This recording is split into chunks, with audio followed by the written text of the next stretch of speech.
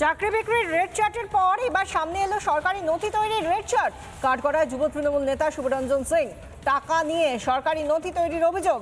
টাকা দিলেই মিলছে ভোটার কার্ড থেকে রেশন কার্ড, জন্ম অথবা রেসিডেন্সিয়াল সার্টিফিকেট। সোশ্যাল মিডিয়ায় রেড চার্ট পোস্ট করে অভিযোগ বিজেপি নেতা অর্জুন সিং এর। এরপরেই শোরগোল পড়ে গিয়েছে জেলা জুড়ে।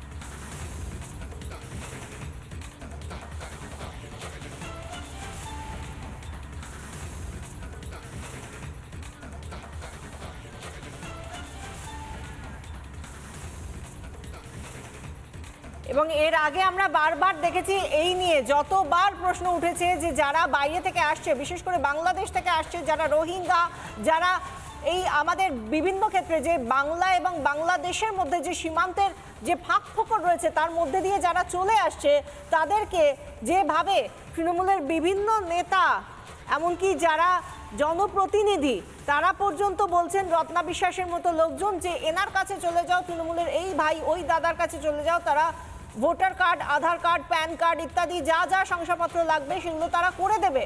এবং এই সবের মধ্যেই আমরা দেখতে পাচ্ছি শুভরঞ্জন সিংকে, যার বিরুদ্ধে অভিযোগ করেছেন অর্জুন সিং, যে কিভাবে রেড চার্ট তৈরি করে এবার শংসাপত্র তৈরি করে দেওয়া হচ্ছে।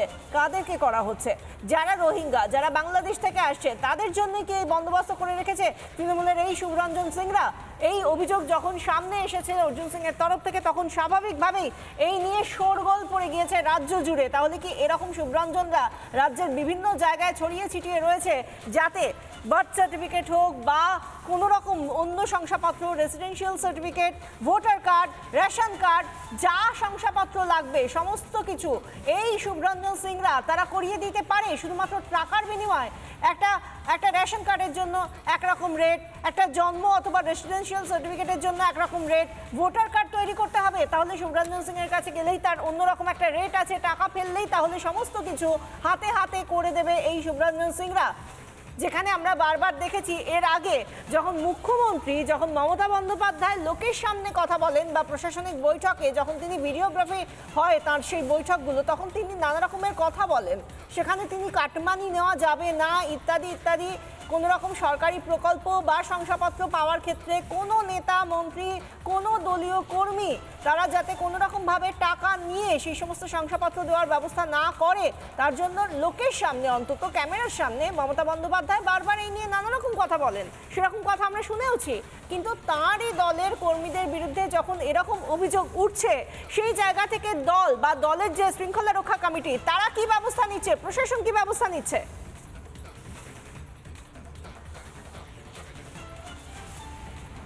অর্জুনবাবু যে অভিযোগগুলো শুনেছেন আমরা শুনলাম, এই যে হচ্ছে ফ্যালো করি মাখো তেল, অর্জুনবাবু শুনতে পাচ্ছেন?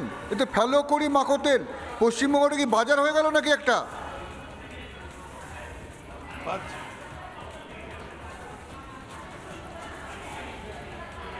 পশ্চিমবাংলা তো বাজার আছে, পশ্চিমবাংলায় বাজার আছে। চাকরি, অমুকের চাকরি, স্কুলের চাকরি, পৌরসভার চাকরি, পুলিশের চাকরি, পুলিশের ট্রান্সফার, সব জায়গা অফিসিয়ালি টাকা হয়। আপনি জানেন এইটা নিয়ে প্রধানমন্ত্রী নিজেও একবার বলেছিলেন ওই নিজের মিটিংয়ে। আজকে এই ব্যারাকপুরে, শিল্পাঞ্চলে এইভাবে যেভাবে ওই রেট চার্ট করে এই অমুকের জন্য, পাসপোর্টের জন্য অত টাকা, ভোটার কার্ডের জন্য অত টাকা, সবটা ওর নিজের প্যাডে, ওর নিজের কোম্পানি খুলে বসে আছে। এই কোম্পানি তো নিশ্চয়ই রেজিস্ট্রেশন হবে, তো রেজিস্ট্রেশন ইনকোয়ারি করলে বোঝা যাবে কার নামে রেজিস্ট্রেশন করে রেখেছে। না ওটাও জাল করে রেখে দিয়েছে। এখানে পঞ্চায়েতের থেকে নিয়ে, বিডিও অফিস থেকে নিয়ে, পৌরসভা থেকে নিয়ে সব জায়গায় ঘুঘুর বাসা বসে আছে। ইভেন ব্যারাকপুর এসডিও অফিসে দুয়ারে সরকারের নামে যেভাবে দুর্নীতি ওখানে হয়েছে, যেভাবে লোকের ফলস জাল সার্টিফিকেট, এসসি নেই, এসটি নেই, তার সার্টিফিকেট এসসি এসটি হয়ে যাচ্ছে। এর জন্য সিবিআই ইনকোয়ারি করে গেছে ব্যারাকপুর এসডিওর কাছে। তো কার এরা কোন মুখে কথা বলে আমি এটাই বুঝতে পারি না তৃণমূলের লোকেরা। অর্জুনবাবু যে কথাটা হচ্ছে, মুখ্যমন্ত্রী গতকালই একটা কথা বলছিলেন, জেলায় জেলায় মল হবে। এই মল যেটা হয় না, কলকাতার মতো শহরে বড় মল আছে, এবার জেলায় জেলায় মল হবে। সেই মলে থাকে না রেড চার্ট, এত পয়সা দিয়ে এত জিনিস কেনা যাবে।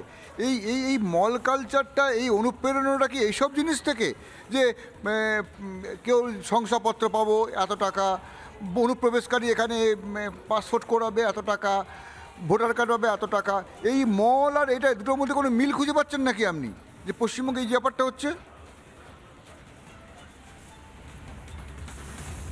দেখুন, মমতা ব্যানার্জি প্রত্যেকটা সময় একটা কথা বলেন, 294টা বিধানসভা উনি দাঁড়িয়ে আছেন, উনাকে দেখে ভোট দাও।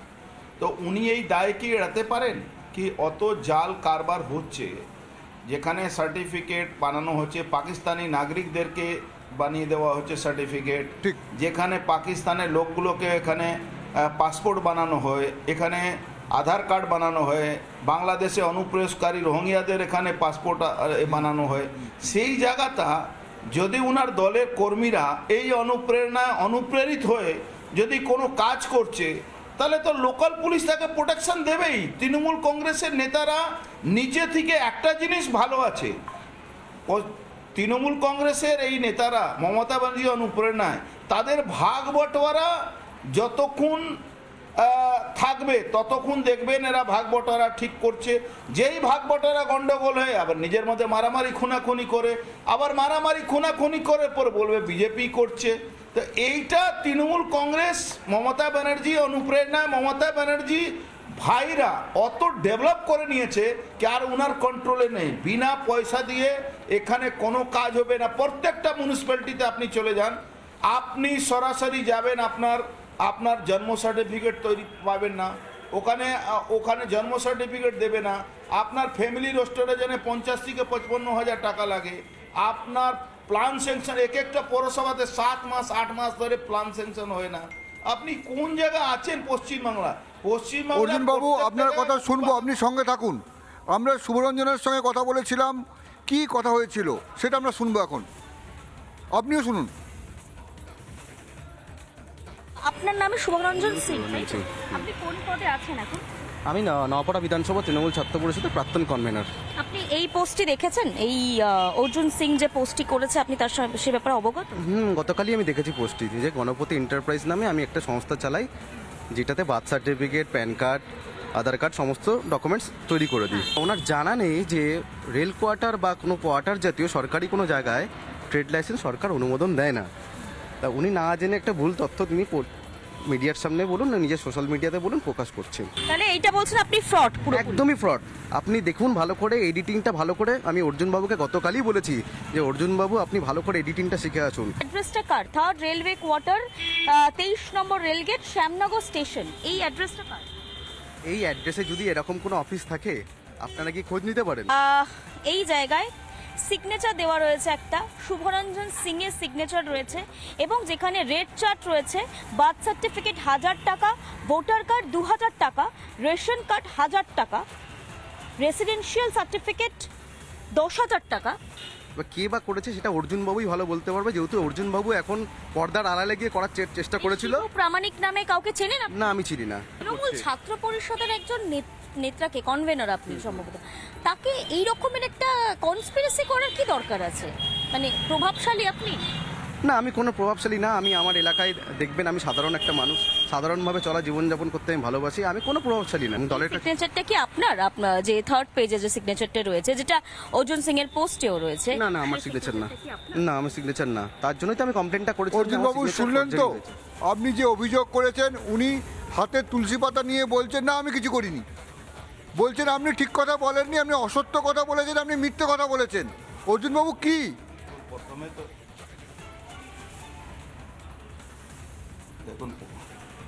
প্রথমে তো এই ধরনের লোকের কোনো উত্তর দেওয়ার আমার উচিত না, কিন্তু তাও আপনার চ্যানেলে যখন বসেছি আমার উত্তর দিতেই হবে। পশ্চিমবাংলায় যত রেলের জায়গাতে তৃণমূল দখল করে পার্টি অফিস করে বসে আছে, সরকারি জায়গাতে পার্টি অফিস করে বসে আছে, সরকারি জায়গা দখল করে তারা তাদের অফিসে অ্যাড্রেস চালায়, অফিস চালায়, কোম্পানি চালায়। আপনি যদি হিসাব দেখবেন তাহলে প্রত্যেকটা নেতা এই যে ওয়াকফ বোর্ডের জমির ব্যাপারে এরা আন্দোলন করছিল, তো পশ্চিমবাংলার মমতা ব্যানার্জি বেশিরভাগ নেতারা ওয়াকফ বোর্ডের জমিটা দখল করে নিজের ব্যবসায় বিজনেস চালাচ্ছে। তাহলে এই যে গল্পটা বলছে না কি ওখানে রেলের জায়গা ট্রেড লাইসেন্স হয় না, ও মূর্খের মতন কথা বলছে। ট্রেনের জায়গা ট্রেড লাইসেন্স হয় না। আপনার ওর যেখানে বাড়ি আছে তার পাশেই পুরো রেলের জায়গাতে বাজার বসছে, সবার ট্রেড লাইসেন্স আছে। ট্রেড লাইসেন্স ছেড়ে দিন, ইলেকট্রিক লাইন গিয়েছে। আপনি কোথায় আছেন? পশ্চিমবাংলায় হুক লাইন চলছে, লাইন নেওয়ার পরে হুক লাইনের ব্যবসা আছে, রমরমা ব্যাপার। আপনি কোথায় আছেন? আজকে চলে যান আপনি রেল লাইনের ওই গেরুড়িয়া মিউনিসিপ্যালিটিতে 4 নম্বর 5 নম্বর ওয়ার্ডে রেল লাইনে ভর্তি লোক আছে, তার হুক লাইনে দরকার তাদেরকে। তার মানে অর্জুন বাবু মাথা থেকে পা সবটাই দুর্নীতিতে ভরে গেছে, একেবারে কারাপশনের অনুপ্রেরণা।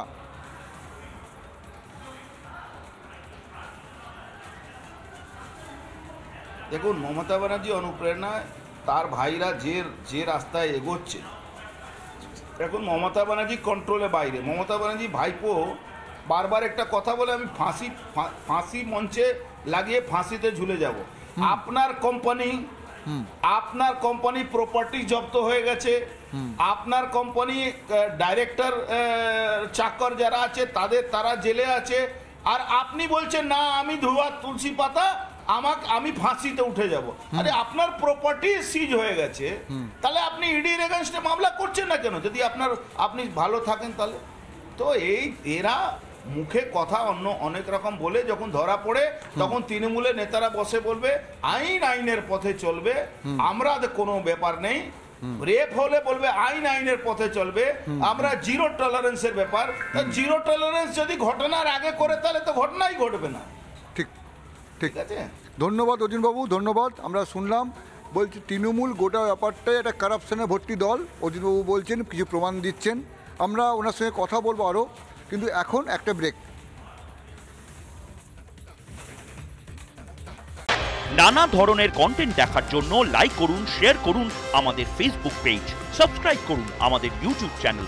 পাশাপাশি অন্যান্য ব্রেকিং নিউজের জন্য অবশ্যই চোখ রাখুন রিপাবলিক বাংলায়।